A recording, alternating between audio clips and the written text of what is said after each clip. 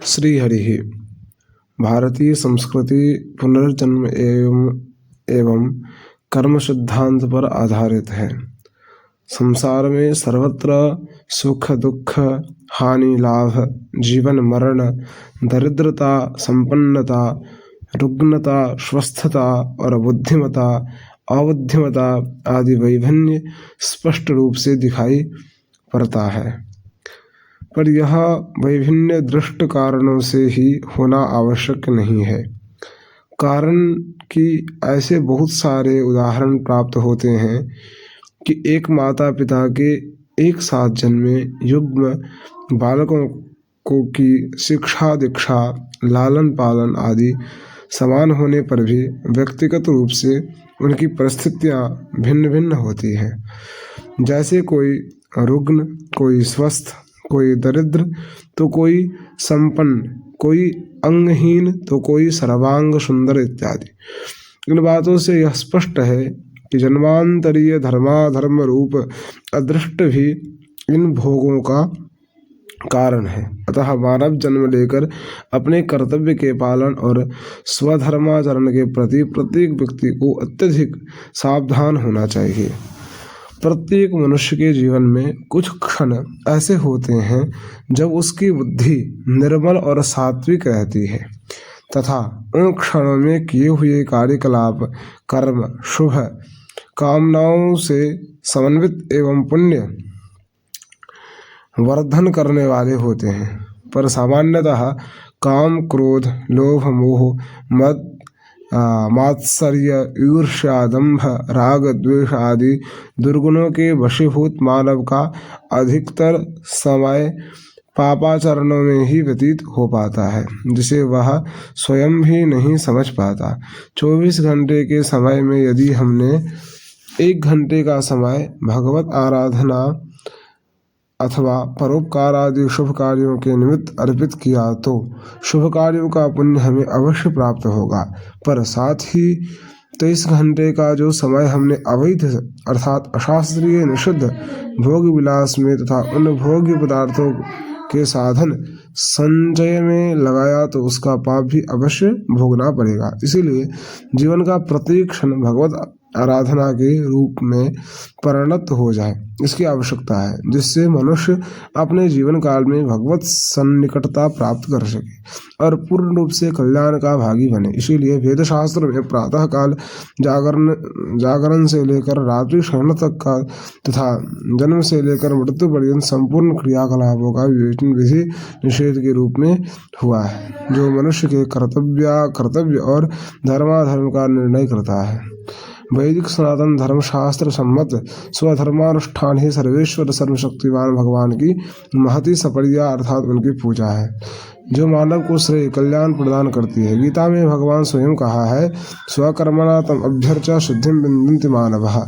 इसीलिए वेदादि समस्त शास्त्रों में नित्य और नैमित्तिक कर्मों का मानव के लिए परम धर्म और परम कर्तव्य कहा है।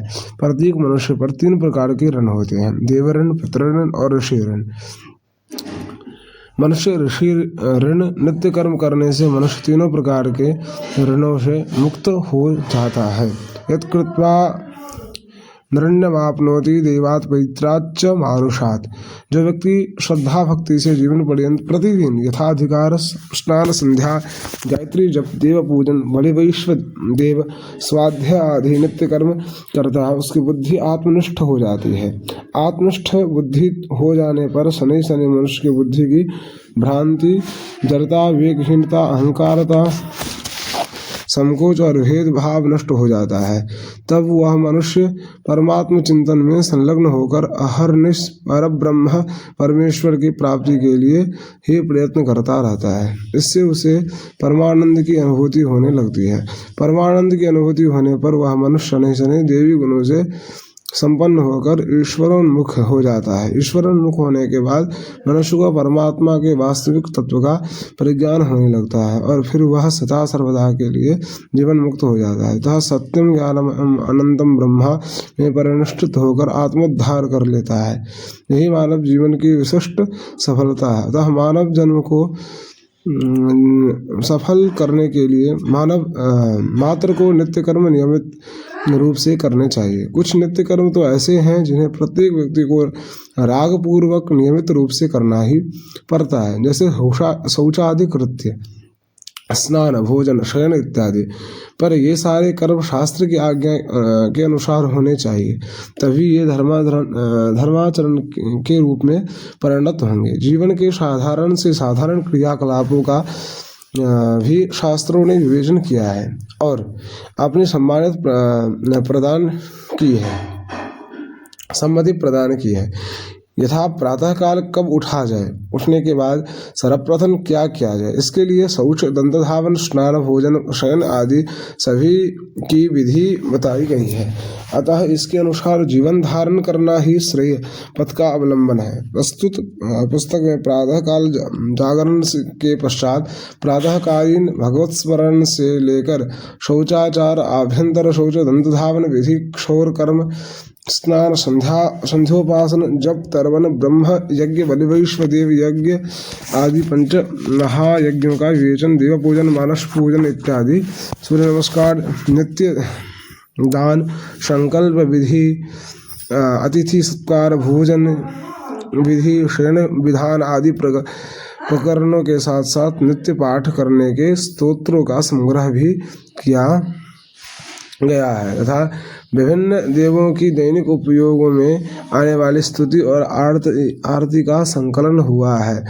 विशिष्ट पूजा प्रकरण के अंतर्गत स्वस्ति वाचन, गणेश पूजन, वरुण कलश पूजन, पुण्यावाचन, नवग्रह पूजन, षोडश मातृका, सप्तकृत मातृका, चतुष्षष्टि योगिनी तथा वास्तु पूजन का भी संग्रह हुआ है। इसके साथ ही पंचदेव, शिव, पार्थिवेश्वर, शालग्राम तथा महालक्ष्मी, दीपमालिका आदि के पूजन विधान भी प्रस्तुत किए गए हैं। प्रत्येक मनुष्य के 24 घंटे में 21,600 बार श्वास चलते हैं, अतः प्रति श्वास के अनुसार भगवान नाम स्मरण होना ही चाहिए। शास्त्रों में अजपा जप की एक सरल प्रक्रिया है, उसे भी यहाँ दिया गया है। पुस्तक के अंत में विभिन्न देवताओं की पूजा में विहित एवं निषिद्ध पत्र पुष्पों का विवेचन भी हुआ है, जो अर्चकों के लिए अत्यंत महत्वपूर्ण है। इस पुस्तक का लेखन कार्य परमाचार्य भवनजी मिश्र ने प्रारंभ किया।